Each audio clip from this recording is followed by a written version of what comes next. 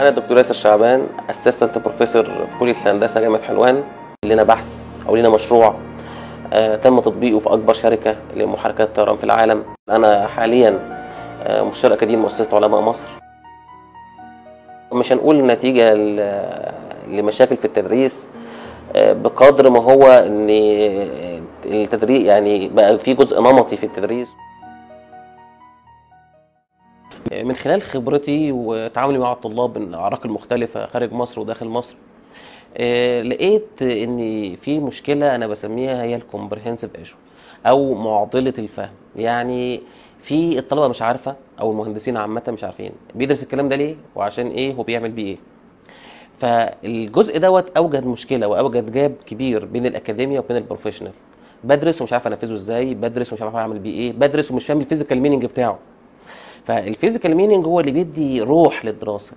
الفيزيكال مينينج هو اللي بيدي المعنى للشيء اللي انت بتدرسه، هو اللي بيبعدك وبينقذك من حته الشهاده والامتحان، وانك انت بتدرس بس من اجل انك انت تاخد ورقه وتعلقها على الحيطه والكلام ده.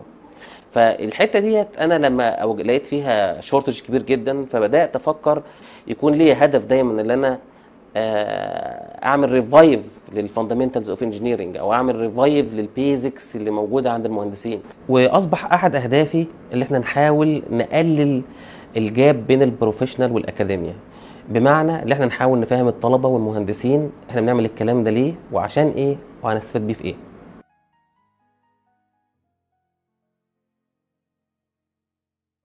مع ازدياد عدد الخريجين وعدد المؤسسات اللي بتدي بكالوريوس هندسه، اصبح ان اعتماد المهندس دوت شيء ضروري. بمعنى زي كده زي ما في اعتماد للمؤسسات لازم يكون في اعتماد للاشخاص. اعتماد الاشخاص بيجي عن طريق مؤسسات، وطبعا اشهر هذه المؤسسات هي مؤسسه NCEAS، ودي مؤسسه موجوده في امريكا. طبعا هدف المؤسسات ديت هو الحفاظ على المهنه، وفي نفس الوقت هي بتعتمد اشخاص معينه او مهندسين بحيث ان هم يكونوا يؤهلوا بعد كده للحصول على الPE اللي هي ما يسمى بالبروفيشنال او البراكتس انجينير. الFE نفسها او امتحان الFE الهدف منه هو اختبار مدى فهم ومدى استيعاب المهندس للمواضيع اللي درسها بس بالفيزيكال مينينج. بمعنى يكون عارف الحاجه دي هو درسها ليه وبيعمل بيها ايه وايه الهدف منها، مش مجرد فورمولا وايدنتيتيز وشغل اكاديميا.